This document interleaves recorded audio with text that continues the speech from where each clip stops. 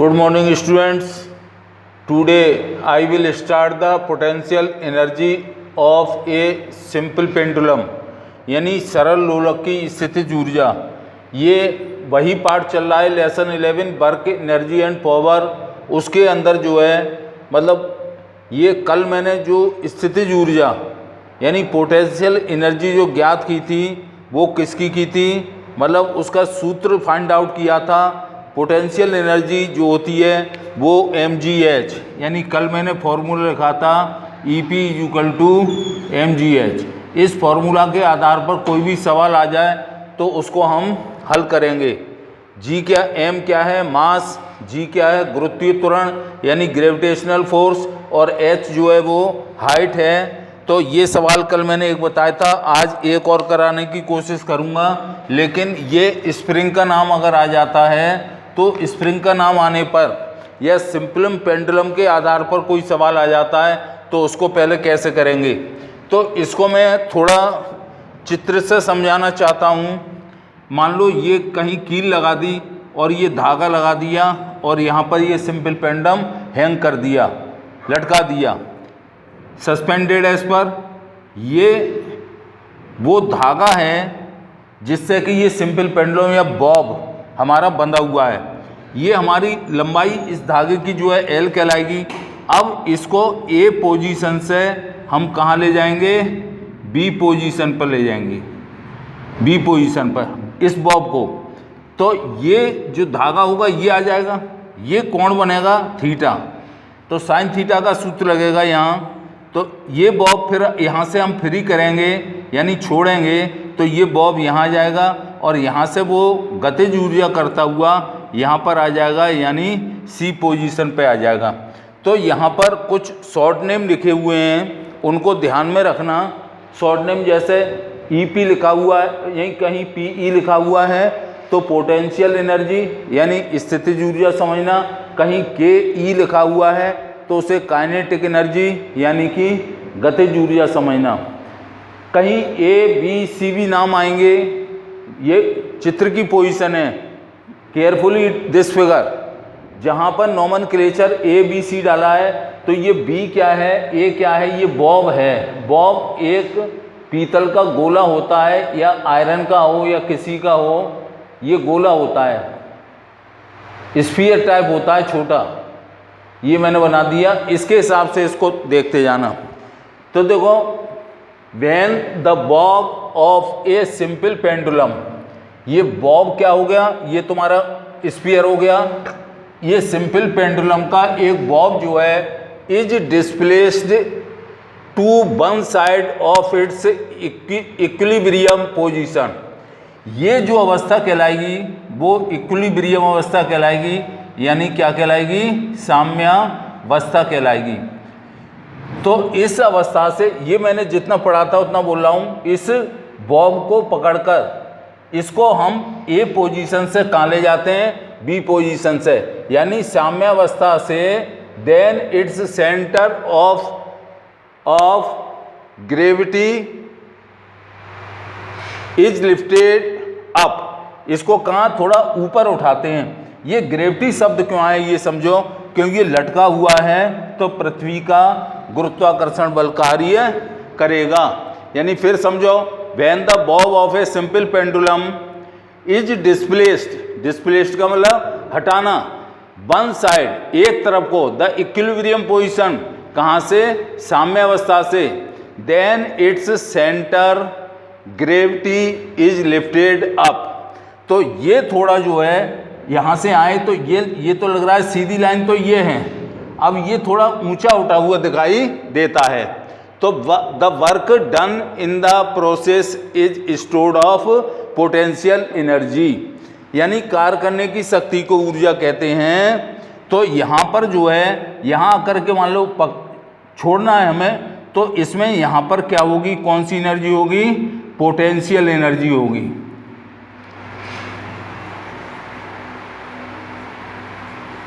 यहाँ पर कौन सी एनर्जी होगी, पोटेंशियल एनर्जी होगी।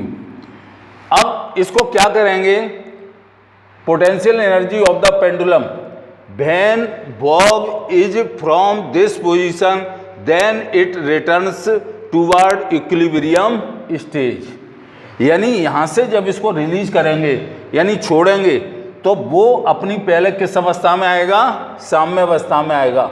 और इट्स पीई डिक्रीज यानी पोटेंशियल एनर्जी जो है वो कम होती जाएगी during this movement from A to B.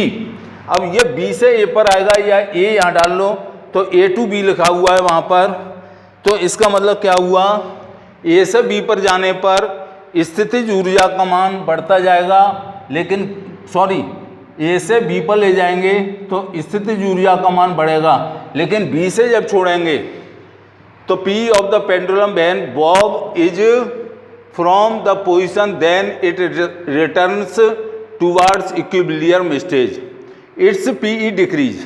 इसकी स्थितिज ऊर्जा क्या होगी, पोटेंशियल एनर्जी घटेगी ड्यूरिंग दिस मूवमेंट, इस गतिशीलता के दौरान from A to B at A its PE is lowest. यानी ए पोजीशन पर पोटेंशियल एनर्जी बहुत कम होगी, स्थिर है, क्यों एक जगह रुका हुआ है। And because of streets of Bob highest K ई, तो जब ले जाएंगे तो इसकी स्थितिज ऊर्जा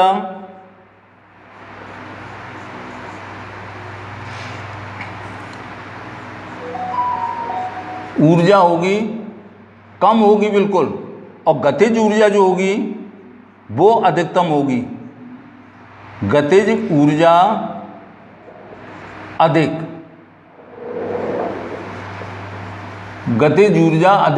होगी, यानी पोटेंशियल एनर्जी जो होगी वो कम होगी, लेकिन काइनेटिक एनर्जी जो होगी वो मोर होगी, अधिक होगी। तो ये मैंने बताया था हाईएस्ट के ई, यानी काइनेटिक एनर्जी हाईएस्ट होगी at point A because of this. यानी ए पोजीशन में जब ये बॉब होगा तो पोटेंशियल एनर्जी कम होगी और काइनेटिक एनर्जी अधिक होगी। Because of this kinetic energy, इस गतिज ऊर्जा के कारण पेंडुलम जो है चलता है towards other side of equilibrium, यानी जो इक्विलिब्रियम यानी ये जो साम्य अवस्था है उससे ये चलना प्रारंभ करता है ड्यूरिंग दिस मूवमेंट, यानी इस गति के दौरान काइनेटिक एनर्जी डिक्रीज। अब ये ऊर्जा जो है जब इसको ए से बी पर ले जाएंगे तो काइनेटिक एनर्जी जो है वो डिक्रीज होती जाएगी और अगेन इट्स पीई इंक्रीज। लेकिन स्थितिज ऊर्जा यानी पोटेंशियल इसका उल्टा हो जाएगा। यहाँ पर जैसे ए से हम बी पर ले गए तो मतलब गतिज ऊर्जा तो कम होगी लेकिन स्थितिज ऊर्जा बढ़ती जाएगी। अब इस सी पॉइंट पर आ जाओ, इससे यहाँ छोड़ेंगे तो पहले कैसा आएगा, इक्विलिब्रियम स्टेज पोजीशन पर आएगा और फिर वो चूंकि गतिज ऊर्जा आ गई तो वो सी की ओर चलेगा। तो at point C the speed of pendulum is zero. यहाँ पर आकर के इसका जो गति होगी वो क्या होगी, जीरो होगी, शून्य होगी। तो अब देखो ये दिस पॉइंट द के ई of the pendulum and it's P E is the highest. ये पोटेंशियल एनर्जी जैसे उधर गई थी वस्तु, छोड़ दिया इधर आ गई तो यहाँ पर तो गतिज ऊर्जा जीरो हो गई, लेकिन जो पोटेंशियल एनर्जी है वो फिर अधिकतम हो जाएगी। ये लिखा हुआ है पी ई इज यानी potential energy is highest. The pendulum returns to its equilibrium position. अब ये यहाँ तक आ गया तो फिर वो अपनी कौन सी अवस्था पर जाएगा, साम्य अवस्था पर जाएगा। बिकॉज ऑफ दिस एक्वायर्ड किसके कारण जाएगा, पोटेंशियल एनर्जी के कारण। यानी इधर था बीच में इक्विलिब्रियम स्टेज है, ए पोजीशन पर आया तो गतिज ऊर्जा कम होती जाएगी लेकिन स्थितिज ऊर्जा बढ़ती जाएगी। उसी प्रकार से यहाँ से रिलीज किया तो स्थितिज ऊर्जा कम होती जाएगी और गतिज ऊर्जा बढ़ती जाएगी, और उसी कार्य करने की क्षमता के कारण वो पेंडुलम जो है ए पोजीशन पर किस पे आ जाएगा, सी पोजीशन पर आ जाएगा। अब ये मान के चलते हैं हम इसका वेट जो है, मास क्या लिखा हुआ है, इसके मास को क्या माना हमने, एम माना। और इस स्ट्रिंग की लेंथ को which is suspended from the thread, यानी जिस धागे से ये बंधा हुआ है उसकी लंबाई हमने क्या ले ली है, L is the length of the string to which it is suspended, जिससे ये लटका हुआ है। यानी जिस धागे से ये लटका हुआ है उस धागे की लंबाई L ले ली, तो potential energy for displacement X। अब ये X क्या है, ये यहाँ से यहाँ तक की जो दूरी होगी वो क्या कहलाएगी, X।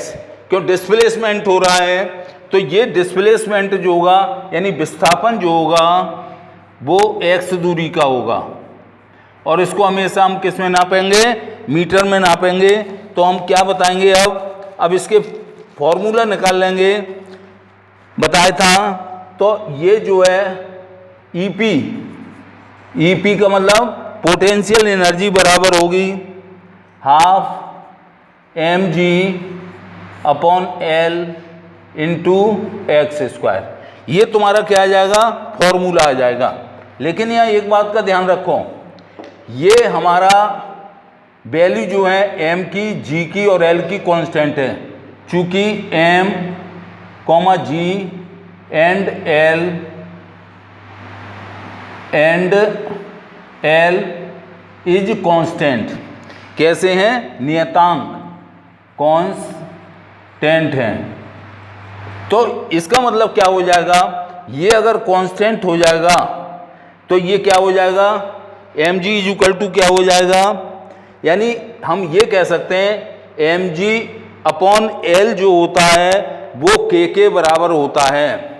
यहाँ पे लिख दे रहा हूँ मैं, चूंकि mg अपॉन L जो होगा वो किसके बराबर होगा, k के, कांस्टेंट के बराबर है। तो k कांस्टेंट हो गया, तो इसका स्थितिज ऊर्जा का जो फॉर्मूला बनेगा वो हाफ k x स्क्वायर। इस फॉर्मूला से अगर कोई स्प्रिंग का नाम आ जाता है तो तुम्हें क्या करना है, स्प्रिंग का नाम आ जाता है तो स्प्रिंग का वो k के मान वो दे देगा है। अब यहाँ ये कह सकते हैं द पोटेंशियल एनर्जी यानी ईपी, ये हो गई, क्या हो गई, पोटेन एनर्जी, ये हो गई। अब ये लिख ले रहे हैं सिमिलरली, यहां लिख दे रहा हूं, यहीं लिखूं,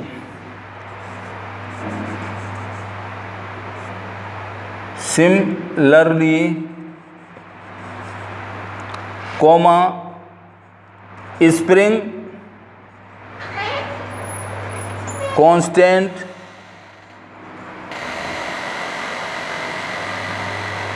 स्प्रिंग कांस्टेंट इज, क्या लिखा है, के। स्प्रिंग कांस्टेंट क्या हो गया, के हो गया, इज डिस्प्लेस्ड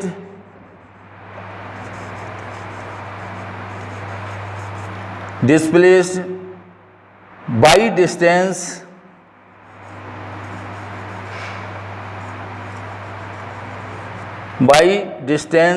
डिस्टेंस क्या मानी थी, x, वो लिखा हुआ है वहां, डिस्टेंस क्या हो गई, x from the equilibrium stage यानी साम्यावस्था से, from the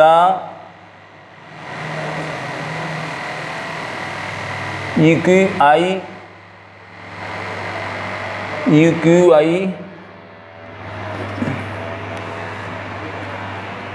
from the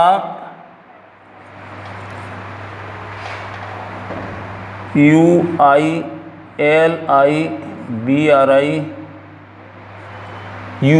equilibrium यानी साम्यावस्था, equilibrium with in the elastic, within the elastic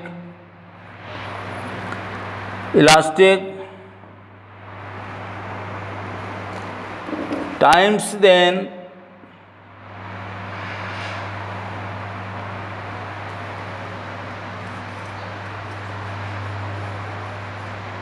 times then the PE then the potential energy, ये वापस क्या लिखा हुआ है, पोटेंशियल एनर्जी लिख दी। वो पोटेंशियल एनर्जी किसके बराबर होगी, of the spring, potential energy of the spring will be of the spring will be क्या होगा, हाफ के x square, will be half के एक्स स्क्वायर। इस फॉर्मूले को ध्यान रखना क्योंकि स्प्रिंग का नाम आया है इसमें। हाँ, एक बार और रिपीट करूँगा बिल्कुल। हाँ, थोड़ा हिंदी भी बोलूँगा मैं। देखो, जब एक सरल लोलक को क्या किया जाता है, उसकी साम्यावस्था से एक ओर डिस्प्लेस किया जाता है, यानी ये कैसी अवस्था है, साम्यावस्था यानी इक्विलिब्रियम है। इसको एक तरफ हमने विस्थापित किया तो उसका जो ग्रेविटेशनल सेंटर है वो थोड़ा इससे ऊपर उठ जाता है। अब इस दौरान क्या होता है, लोलक पर यानी इस बॉब पर जो भी कार्य किया जाता है वो कार्य विस्थापित स्थिति में लोलक की स्थितिज ऊर्जा के रूप में निहित हो जाता है। यानी जब इसका विस्थापन जो है कहाँ से, साम्यावस्था से बी पोजीशन में लाते हैं तो इसमें क्या आ जाती है, ऊर्जा तो होती है लेकिन वो ऊर्जा कैसी होती है, स्थितिज ऊर्जा। और लोलक को जब स्थिति से छोड़ा जाता है, जब स्थिति से यानी बी पोजीशन से हम इसको छोड़ेंगे तो ये पहले किसकी ओर आएगा, साम्यावस्था की ओर लौटता है। उस ओर इसकी जो पोटेंशियल एनर्जी जो है यानी स्थितिज ऊर्जा जो है वो कम होती जाएगी, लेकिन गतिज ऊर्जा जो है बढ़ती हुई चली जाती है। अब इस माध्य स्थिति में लोलक की जो स्थितिज ऊर्जा होती है, माध्य स्थिति में स्थितिज ऊर्जा जो होती है वो कैसी होती है, कम होती है। और गति के कारण जो है गतिज ऊर्जा यानी काइनेटिक एनर्जी जो है बढ़ती हुई चली जाती है। और इसी गतिज ऊर्जा के कारण लोलक जो है अपनी मध्यमान स्थिति से दूसरी ओर का मतलब इसमें गतिज ऊर्जा आ गई, अब ये सी की ओर जाएगा। किधर जाएगा, सी की ओर जाएगा। और गतिज ऊर्जा पुनः जैसे जैसे ये इधर बढ़ेगा तो अब गतिज ऊर्जा कम होने लगेगी, लेकिन स्थितिज ऊर्जा जो है वो बढ़ती हुई चली जाएगी। लेकिन सी पोजीशन तक जाते जाते या लोलक का बॉब का सी पोजीशन पर पहुंचने पर उसकी जो ऊर्जा है वो क्या हो जाती है, शून्य हो जाती है। गतिज ऊर्जा कैसी हो जाएगी, शून्य हो जाती है। और फिर वहीं आ गए जैसे इधर गए थे, तो यहाँ आ गए तो गतिज ऊर्जा शून्य हो गई, लेकिन स्थितिज ऊर्जा का मान जो है वो अधिकतम हो जाएगा। और इस पोटेंशियल एनर्जी के स्टोर होने के कारण ही लोलक यानी ये जो बॉब है वो अपनी मध्यमान स्थिति में आना प्रारंभ कर देता है। तो हमने ये कहा था नीचे जो लिखा हुआ है, इसी तरह से अगर गोलक का जो बॉब का जो मास है वो कितना है, m, ये लिखा हुआ है। बॉब का मास कितना हुआ, दिया हुआ है m दिया हुआ है। और उसे जिस जगह सेंटर लटकाया गया है धागे से, उस धागे की लंबाई जो है वो l होगी और विस्थापन के लिए उसकी स्थितिज ऊर्जा जो है वो क्या होगी, x होगी। क्या होगी, x। तो काइनेटिक एनर्जी का जो सूत्र होगा, स्प्रिंग यानी कोई स्प्रिंग भी आ जाए, यहाँ तो धागा आई है, तो ये मतलब जो स्प्रिंग की जो पोटेंशियल एनर्जी होगी वो हाफ के एक्स स्क्वायर के बराबर होगी। अब मैंने कहा था ना, मैं एक दो सवाल इसके, ये किताब के ही एग्जाम्पल हैं। कल जो मैंने एग्जाम्पल कराया था वो एग्जाम्पल था आपका एक्सरसाइज का, यानी अभ्यास के जो पीछे प्रश्न दिए होते हैं उसका कराया था। अब एक दो सवाल इसके कराने की कोशिश करूंगा, इससे संबंधित हैं इसलिए करा रहा हूं। तो पहले मैंने क्या बताई थी, डिटेल लिख लेना जो भी हो। एक किताब दो। हाँ, ये है, एक विद्यार्थी 3 किलोग्राम द्रव्यमान की वस्तु को, मतलब 3 किलो की कोई वस्तु है उसको जो है, तो पहले किलोग्राम वजन आ गया, तो इसका मास जो होगा कितना होगा, 3 kg होगा, यानी उस वस्तु का भार कितना होगा, 3 किलोग्राम होगा। अब वो पृथ्वी की सतह से उठाकर 50 सेंटीमीटर, यहाँ एक टेबल रखी हुई है, जमीन से इसकी ऊंचाई जो है 50 सेंटीमीटर, तो हाइट कितनी हो गई, 50 सेंटीमीटर हो गई। तो 3 किलोग्राम की वस्तु जमीन पर रखी हुई है, उसको जो है 50 सेंटीमीटर ऊंची टेबल पर रख देता है, तो वस्तु में निहित स्थितिज ऊर्जा की गणना करो। तो यहाँ मैंने कल भी बताई थी, जी का मान अगर दे दे तो ठीक है, वैसे ज़्यादातर जो है 10 मीटर पर सेकंड उसका देते हैं। हाँ देखो एक बात ध्यान रखना, ये एच जो है वो सेंटीमीटर में दी हुई है, इसके मीटर बनाओ पहले। क्या बनाओगे, मीटर। तो मीटर जो होंगे वो 0.5 मीटर हो जाएंगे, यानी 100 का भाग दे दो सेंटीमीटर में। 1 मीटर में कितने सेंटीमीटर होते हैं, 100, तो 100 का भाग दे दोगे तो क्या हो जाएगा, मीटर बन जाएंगे। अब सूत्र लगा लो, स्थितिज ऊर्जा की गणना करवा रहा है क्वेश्चन में, ये तुम्हारी किताब में शायद एग्जाम्पल है कोई इसी के, यानी जो मैंने समझाया है सरल लोलक की स्थितिज ऊर्जा या potential energy of a simple pendulum, ये जो बताया है उसी के बाद ये तुम्हें एग्जाम्पल मिलेगा, किताब में देख लेना कौन से नंबर का है। अब हमें स्थितिज ऊर्जा निकल जा रहा है, तो चूंकि EP इक्वल टू क्या बताया था, mgh। एक इसके बेस पर भी सवाल कराऊंगा। EP अब m कितना है 3 kg इंटू जी का मान 10, h का मान कितना है 0.5, ये मीटर में आ गई। ध्यान रखना वहाँ सेंटीमीटर में अगर ऊंचाई दे तो उसको you will have to convert into meter, उस सेंटीमीटर को पहले मीटर में कन्वर्ट कर लेना। ये मैंने लिख दिया। तो देखो इसका तीनों, या ये करो एक स्टेप में, डेसिमल हटा लो, तो एक अंक के बाद डेसिमल, तो 1 0 नीचे बढ़ेगा, यानी 10 हो जाएंगे। ये 10 से 10 कट गए, और 5 3 15, 3 5 जा 15 जूल उत्तर के संग ये जरूर लिख कर के आना है। तो स्थितिज ऊर्जा जो मेज पर उठाने में किया गया कार्य था वो कितने जूल का हो गया, 15 जूल का हो गया। ये उतार लो। एक सवाल और कराऊंगा, उसकी डिटेल भी लिख लो। हाँ उदाहरण ही है ये भी किताब का ही। एक स्प्रिंग का स्प्रिंग नियतांक यानी constant value of A spring, तो कांस्टेंट का सिंबल अभी क्या बताया था, के बताया था। के बराबर होता है mg/L, क्या होता है mg/L। तो स्प्रिंग का नियतांक दे रहा है, तो मैं पहले उसकी जो है डिटेल लिख लूँगा, उसके बाद सवाल देखेंगे। तो किसका मान लिखेंगे हम, के का मान। तो के का मान किताब में देख लेना कितना दे रहा है। के का मान दे रहा है 6 × 10⁻³ न्यूटन मीटर, 6 × 10⁻³ और न्यूटन मीटर। क्यों, इस कांस्टेंट की ये यूनिट है, ये न्यूटन अपॉन मीटर। तो ये तो जब कोई सवाल आए तो किसकी जगह रखोगे, के की जगह रख दोगे।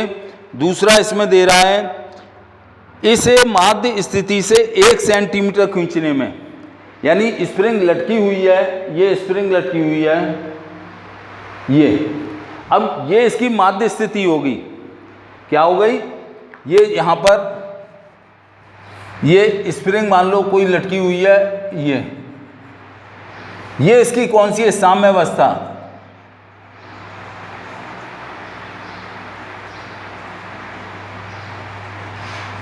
यानी कौन सी अवस्था होगी, साम्य अवस्था। तो ये स्प्रिंग लटकी हुई है, अब इसको हमने खींचा और वो खींचा कितना, 1 सेंटीमीटर, 1 सेंटीमीटर। तो इसका जो x होगा वो कितना, जी का मान तो वही आएगा, k का मान दे दिया तुम्हें, तो 1 सेंटीमीटर खींचा तो x की वैल्यू कितनी होगी, 1 सेंटीमीटर। x की वैल्यू कितनी आ जाएगी, ये बताया था ना, ये जैसे इधर खींचो चाहे इधर खींचो चाहे नीचे खींचो, तो x की वैल्यू आ गई 1 सेंटीमीटर।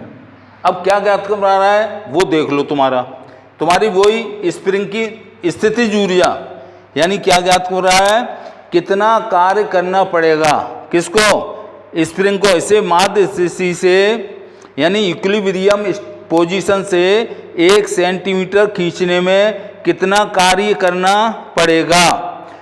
तो स्प्रिंग को खींचने में जो कार्य होगा तो वहाँ लिख देंगे स्प्रिंग को खींचने में किया गया कार्य यानी W। ये अब W और कार्य किसे कहते हैं, ऊर्जा को, यानी कार्य करने की क्षमता को क्या कहते हैं, ऊर्जा। तो ये कौन सी ऊर्जा होगी, स्थितिज ऊर्जा। क्यों, उसकी दूरी तय हो रही है, स्थितिज ऊर्जा होगी। तो EP बराबर जो होगी, अभी फॉर्मूला क्या लगाया था, हाफ kx²। हाँ, इसमें भी आ गई वो बात, ये नाप जो है किस में दे रहा है, सेंटीमीटर में, तो इसे किसे में कन्वर्ट करना है, मीटर में। तो कितनी कर दें, 1/100। 1 मीटर में कितने सेंटीमीटर होते हैं, तो 1 सेंटीमीटर के 1/100 मीटर हो गए, या ऐसे लिख लो 1/100 ये मीटर, यही लिख दो, ये हो गए। अब तुम अपने फॉर्मूला में ये वैल्यू लगा लो। कैसे लगाओगे, स्प्रिंग द्वारा किया गया कार्य, स्प्रिंग द्वारा किया गया कार्य करने की शक्ति को ऊर्जा कहते हैं। तो किया गया कार्य वो ऊर्जा के बराबर यानी W के बराबर होगी। तो हाफ इंटू K का मान कितना है, 6 इंटू 10⁻³ और न्यूटन मीटर इंटू, अब x की वैल्यू देखो कितनी है, 1/100। एक खाली x की है, इसका क्या कर देंगे, स्क्वायर कर देंगे। क्या कर देंगे, स्क्वायर। अब बोलो, खोलो जरा, तो 1/2 इंटू 6 10⁻³ को हम ऐसे लिख सकते हैं, 1 2 3 लिख सकते हैं। 1/100 को 2 बार लिखेंगे, यानी 1/100 और इंटू 1/100। ये 2 बार क्यों लिखा, क्योंकि सूत्र में क्या आया था, स्क्वायर आया था। स्क्वायर अगर आया था तो उसकी वजह से उसको 2 बार लिखना पड़ा। ये ध्यान रख लो, 10⁻³ का मतलब है कि 10 में 3 बार लिख लो। 10⁻³ = क्या हो गए, 10 इंटू 10 इंटू 10। जैसे 10 का स्क्वायर कर रहे हो तो 10 इंटू 10, 10 का क्यूब निकाल रहे हो तो 10 इंटू 10 इंटू 10। ये कितनी बार लिख लिया, 3 बार। तो 3 बार में 3 0 हो गए, तो ये लगा दिया। अब देखो जरा, 1 2 3, 1 2 3, ऊपर के 3 0, नीचे के 3 0 कट गए। नीचे क्या रह गया, 1 0 रह गया। ये 2 से कट जाएंगे, 2 3 या 6, तो ये आ जाएगा 3/10 जूल। ये आ जाएगा। अगर और चाहो और निकाल लो, इसमें नीचे कितने 0 हैं, 1, तो ऊपर 1 के बाद डेसिमल लगा दो, तो 0.3 जूल कार्य करना पड़ेगा। यानी कार्य की इकाई भी वही जूल है, और स्प्रिंग द्वारा किया गया कार्य W होगा, यानी वो स्थितिज ऊर्जा होगी, और वो आएगा 0.3 जूल। इतना कार्य करना पड़ेगा। तो ये जो मैंने बताए थे स्प्रिंग की या सरल लोलक की जो है स्थितिज ऊर्जा है। और इसके बाद इसमें 2 सवाल आए थे, वो तो मैं कराए थे। अब इसके बाद मैं लूँगा, वो पढ़ करके आना नेक्स्ट वीडियो में, विद्युत ऊर्जा के बारे में बताने की कोशिश करूँगा। हैं, इसमें और पूछना हो तो सोमवार को जो है, हर सोमवार को तुम्हारा पढ़ने का टर्न आता है, और मंगलवार को जो है वो किसका टर्न आता है, वीडियो मीट, उस पर पूछते हैं बच्चे, बात करते हैं। तो अगले विद्युत ऊर्जा यानी इलेक्ट्रिकल एनर्जी पढ़ करके आना है। तब तक के लिए धन्यवाद, थैंक यू।